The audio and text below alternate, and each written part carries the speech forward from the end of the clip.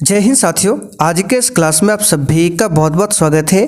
तो साथियों, बिहार पुलिस सिपाही की नई भर्ती 2025 के लिए आज आपका जीके जीएस और हिंदी व्याकरण का सेट नंबर 72 चलेगा। और साथियों, ये सेट आपको डेली रात 8 बजे दिया जाता है। और जो भी साथी चैनल पर पहली बार आए हैं, अगर आपको बिहार पुलिस 2025 के लिए बैच को ज्वाइन करना है तो इसके बारे में क्लास के लास्ट में आपको बताएंगे। और अगर आपको व्हाट्सअप नंबर चाहिए तो ये हमारा एप्लीकेशन है, इसको डाउनलोड कीजिए प्ले स्टोर से। इसके अंदर आपको हमारा व्हाट्सअप नंबर मिल जाएगा, वहाँ पर जाकर आप लोग कोर्स के बारे में जानकारी ले सकते हैं। तो देखिए, आज का पहला क्वेश्चन है, पहला मुगल सम्राट बाबर भारत में कहाँ से आया था? तो साथियों, पहला मुगल सम्राट कौन था? बाबर। इसी ने 1526 में मुगल वंश की स्थापना किया था। और बाबर जो है भारत आया था फरगना से। तो यहाँ पर सी ऑप्शन आपका सही जवाब है, फरगना। दूसरा क्वेश्चन देखिए, वर्ष डैश में पारित अध्यादेश के माध्यम से भारत में बैंकों का राष्ट्रीयकरण किया गया था। यानी कि भारत में किस वर्ष में पारित अध्यादेश के माध्यम से भारत में बैंकों का राष्ट्रीयकरण हुआ था?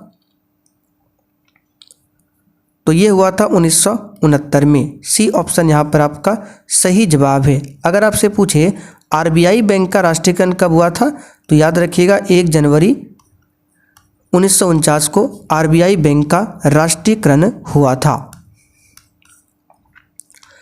चलिए आगे देखते हैं, स्वतंत्र भारत का पहला केंद्रीय बजट किसने प्रस्तुत किया था?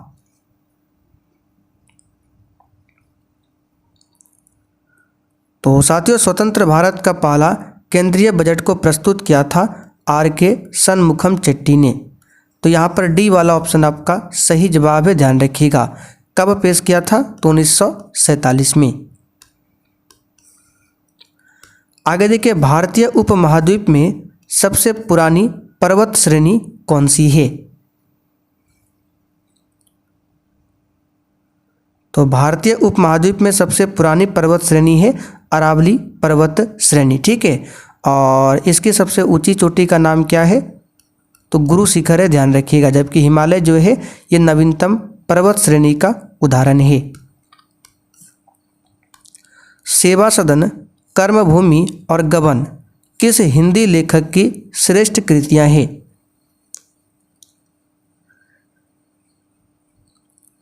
इसका आंसर है मुंशी प्रेमचंद। यहाँ पर बी ऑप्शन आपका सही जवाब है, ध्यान रखिएगा। गोदान पूछे किसकी रचना है, तो ये भी मुंशी प्रेमचंद की रचना है। आगे देखिए, निम्नलिखित में से कौन सा रोग बैक्टीरिया से होता है? तो साथियों, यह है क्षय रोग, जिसको टीबी बोला जाता है, ये बैक्टीरिया से होता है। बाकी रेबीज, चिकन पॉक्स, चेचक, ये सब वायरस जनित रोग है। अगर आपसे पूछे जीवाणु की खोज किसने किया था? बैक्टीरिया को हिंदी में कहते हैं जीवाणु। तो जीवाणु की खोज किया था ल्यूवेनहॉक ने। और विषाणु की खोज पूछे तो इवानोवास्की ने विषाणु का पता लगाया था। निम्नलिखित में से कौन सा एक उभयचर नहीं है? तो साथियों, कछुआ जो है ये उभयचर नहीं है, ये सरीसृप के अंतर्गत में आता है। इसको याद कर लीजिए, एग्जाम्पल आता है, ये सरीसृप के अंतर्गत में आता है। पृथ्वी पर जीवन लगभग वर्ष पहले महासागरों में शुरू हुआ था। यानी कितने वर्ष पहले महासागरों में शुरू हुआ था? सही आंसर है 3.5 बिलियन वर्ष पहले, ठीक है। लगभग में अनुमान है, तो डी ऑप्शन यहाँ पर सही है। भारत के संविधान में पंचवर्षीय योजनाओं की अवधारणा डैश से उधार ली गई। तो ये पंचवर्षीय योजनाओं की अवधारणा रूस से लिया गया है। यहाँ पर ए ऑप्शन आपका सही जवाब है, रूस, ठीक है।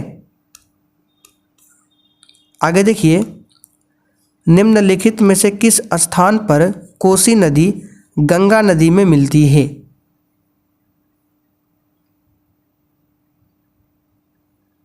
तो कोसी नदी गंगा नदी में मिलती है कुर्सेला में। कहाँ पर? कुर्सेला में। विक्रमशिला डॉल्फिन अभयारण्य बिहार के किस जिले में है? तो ये नॉर्मल सा क्वेश्चन है, भागलपुर में है। कहाँ पर है? भागलपुर में। ब्रह्मपुत्र नदी को तिब्बत में सांगपो कहा जाता है, इसे बांग्लादेश में क्या कहा जाता है? सही आंसर है जमुना के नाम से जाना जाता है। चंद्रगुप्त मौर्य ने किसको हराकर मौर्य साम्राज्य की स्थापना किया था? आंसर है नंद वंश के शासक घनानंद को हराकर। आगे बढ़ते हैं। विक्टोरिया मेमोरियल कहाँ स्थित है?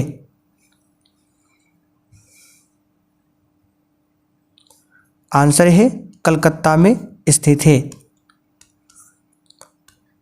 किसान क्या करे ये किसने लिखी है?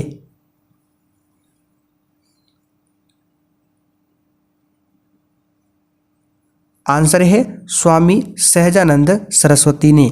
यहाँ पर ए ऑप्शन आपका सही है। चलिए आगे देखते हैं। निम्नलिखित में से कौन सा स्थान कथन लोकतंत्र के पक्ष में एक अच्छा तर्क नहीं है? लोकतंत्र लोगों के प्रति अधिक जवाबदेह है, बिल्कुल सही है। लोकतंत्र में संघर्षों का बेहतर समाधान है, बिल्कुल सही है। लोकतंत्र में लोग स्वतंत्र और समान महसूस करते हैं, बिल्कुल सही है। अन्य लोगों की तुलना में लोकतंत्र अधिक समृद्ध है। तो यहाँ पर क्या बोला गया है? कौन सा कथन लोकतंत्र के पक्ष में अच्छा तर्क नहीं देता है? तो डी वाला ऑप्शन, अन्य लोगों की तुलना में लोकतंत्र अधिक समृद्ध है, ये गलत है। ठीक है, बाकी लोकतंत्र में लोग स्वतंत्र और समान महसूस करते हैं, ये तीनों कथन ही सही है। ठीक है। ध्वनि के बारे में निम्नलिखित में से कौन सा कथन गलत है? तो एक औसत मानव की श्रव्य सीमा 20 हर्ट्ज से 20 किलो हर्ट्ज है, ये तो हमने कई बार आपको बता रखा है, बिल्कुल सही है। तापमान या माध्यम के बावजूद ध्वनि की गति एक समान रहती है। ठीक है, तो ये कथन गलत है। तापमान या फिर माध्यम गलत है। ध्वनि की चाल जो है ये माध्यम पर निर्भर करती है। या जैसे कि ध्वनि जो है सबसे अधिक ठोस में गमन करता है, सबसे कम गैस में, तो ये माध्यम पर निर्भर करता है ध्वनि। जबकि यहाँ पर बोला गया है माध्यम के बावजूद ध्वनि की गति एक समान रहती है। एक समान नहीं रहती है, ये बदलती रहती है। तो बी वाला ही ऑप्शन आपका गलत है। बाकी ध्वनि एक अनुदैर्ध्य है, बिल्कुल सही है। ध्वनि निर्वात में गमन नहीं कर सकता है, ये भी सही है। और ध्वनि की तीव्रता को डेसिबल में मापा जाता है। किसमें? डेसिबल में। आगे देखिए, मदरलैंड को किसने प्रकाशित किया था?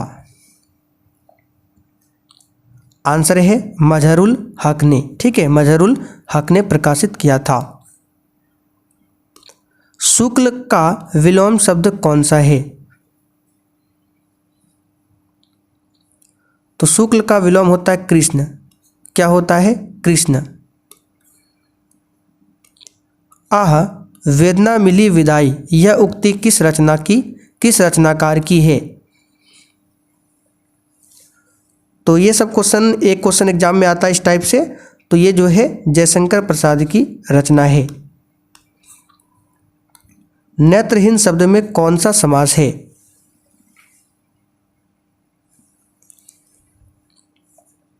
तो नेत्रहीन समास में कौन सा, नेत्रहीन शब्द में कौन सा समास है? तो नेत्रहीन का समास विग्रह होगा नेत्र से हीन। तो यहाँ पे से आ रहा है, यानी कारक का चिन्ह आ रहा है, तो ये आपका तत्पुरुष समास है। जब एक समान आवेशित गोले के भीतर कोई बिंदु है तो वहाँ विद्युत विभव भी क्या होगा?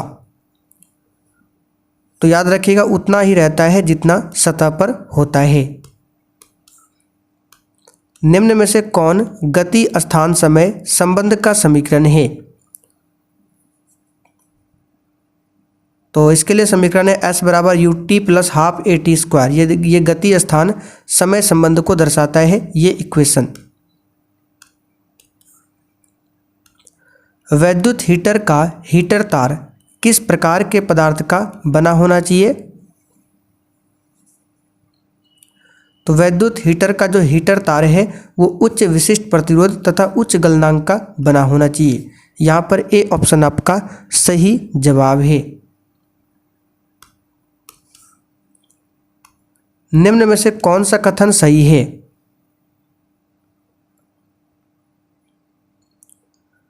तो गुरुत्वीय त्वरण ऊंचाई बढ़ने पर बढ़ता है, बिल्कुल गलत है। हमने आपको कई बार बता रखा है कि अगर पृथ्वी की सतह से ऊपर या फिर नीचे जाएंगे तो गुरुत्वीय त्वरण यानी जी का मान जो है वो घटेगा, बढ़ेगा नहीं। गुरुत्वीय त्वरण गहराई बढ़ने पर बढ़ता, ये भी गलत है। अभी हमने आपको बताया ऊपर जाए या फिर नीचे आए, पृथ्वी की सतह से नीचे, तो क्या वो घटेगा, तो ये भी कथन गलत है।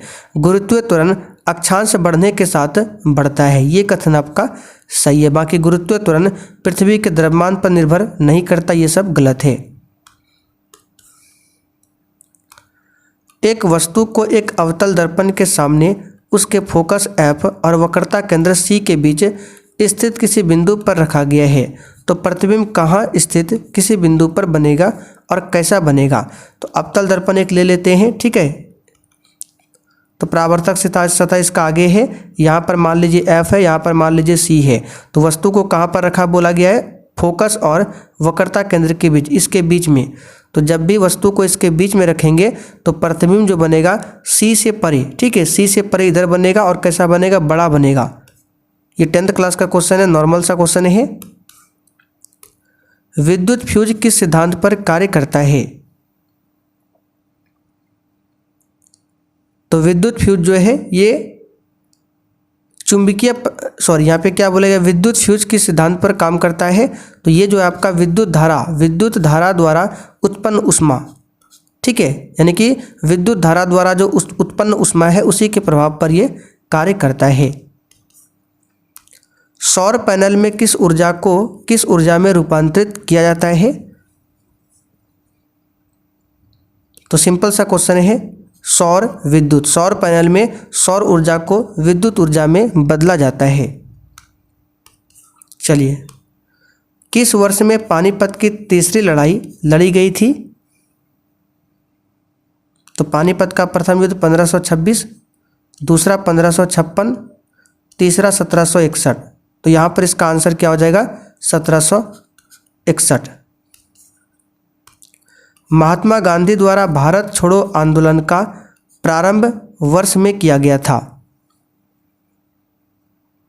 तो भारत छोड़ो आंदोलन का प्रारंभ 1942 में किया गया था। निम्नलिखित में से किस स्टेडियम में ओडीआई क्रिकेट विश्व कप 2011 का फाइनल मैच खेला गया था? तो ये वानखेड़े स्टेडियम में खेला गया था। डी ऑप्शन यहाँ पर सही है। किस अधिनियम के द्वारा अंग्रेजों ने घोषणा की कि भारत में अधिकारियों की नियुक्ति में राष्ट्रीयता और रंग के आधार पर भेदभाव नहीं होगा? तो ये एक्ट कौन सा था? तो ये एक्ट था, आपको ध्यान रखना, 1833 का चार्टर अधिनियम। भारत में संसद के दोनों सदनों का चुनाव कौन करता है? जब आपको हिस्ट्री पढ़ाएंगे तो वहाँ पर ब्रिटिश काल जो है उसके बारे में डिटेल्स में बताएंगे।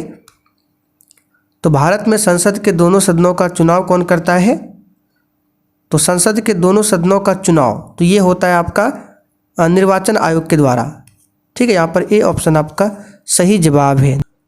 आगे देखिए, the struggle of India's soul, इस पुस्तक के लेखक कौन है? तो इस पुस्तक के लेखक है शशि थरूर। कौन है? शशि थरूर। यहाँ पर ए ऑप्शन आपका सही जवाब है, ध्यान रखिएगा, शशि थरूर।